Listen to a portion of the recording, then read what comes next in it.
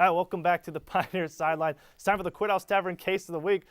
Right here, we're going to talk about the Steelers-Ravens matchup that went on last night. Big matchup for the AFC. Matt Desmond, Kevin Calhoun, Teresa Davis all here with us, and we're going to jump right into it.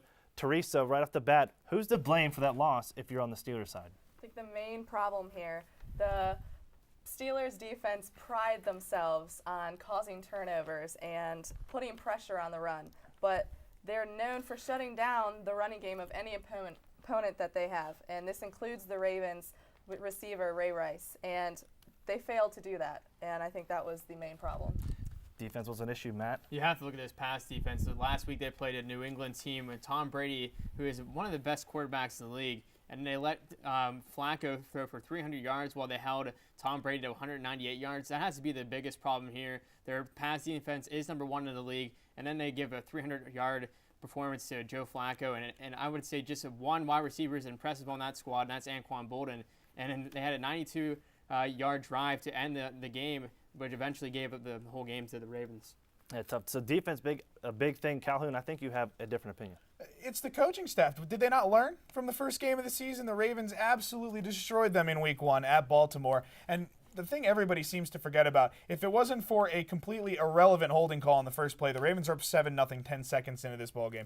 The Steelers got outplayed from the opening whistle. It's Bruce Arians. It's Mike Tomlin. It's this entire coaching staff. They didn't learn enough. The schemes were terrible defensively. Players are out of position. Ryan Clark owned up to that last play. If you looked at the last drive, though, the Steelers had a key stop there. They were getting the Ravens down there in the red zone. All they had is one play left, and they had a 26-yard completion to Torrey Thomas, which eventually gave the Ravens the win there. But if their defense would have stuck up and held them to a field goal, the Steelers would have won that game. It's true, though. The defense was the problem at the very end. That running game, they had a wide-open catch at the very end with 8 seconds left. Their defense just needed to hold them one more time. Okay, but the thing you guys are overlooking is the fact that it's the coaching staff that comes up with these schemes. And if you want to talk about something the coaching staff did wrong, where was Rashard Mendenhall in this game? How many carries did he have? This is the Ravens' pass defense really showed up yesterday. Roethlisberger got his numbers he's always going to, but Mendenhall was the key to this football game, completely underutilized. If they used him, control the clock. How did they beat the Patriots? Control the clock. Didn't do it against Baltimore.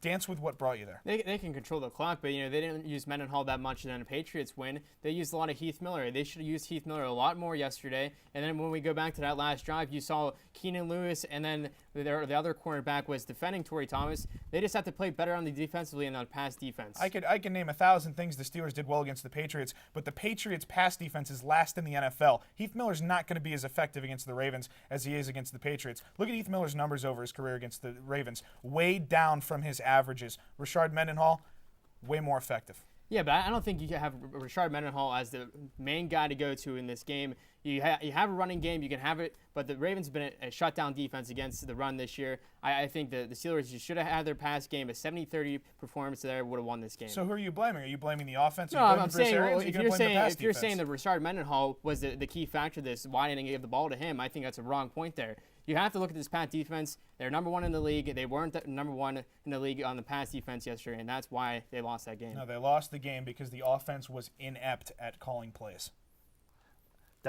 Tough call. I mean, you take a look. The other big point I think you guys might have missed, and I liked with the coaching staff argument, but how do you mismanage the clock when you need that field goal towards the end to extend your lead to 7 points? The Steelers needed. You miss the timeout, you get to delay a game call, you march yourself back 5 yards, and the Ravens drive 90 yards down the field. You could have had the extra 3 points. Calhoun, award you the belt, coaching staff to blame on that Steelers loss. We got to get out of here. Be sure to tune in next week. Basketball, volleyball, all that and more. Same Pioneer time, same Pioneer channel. Taking my victory from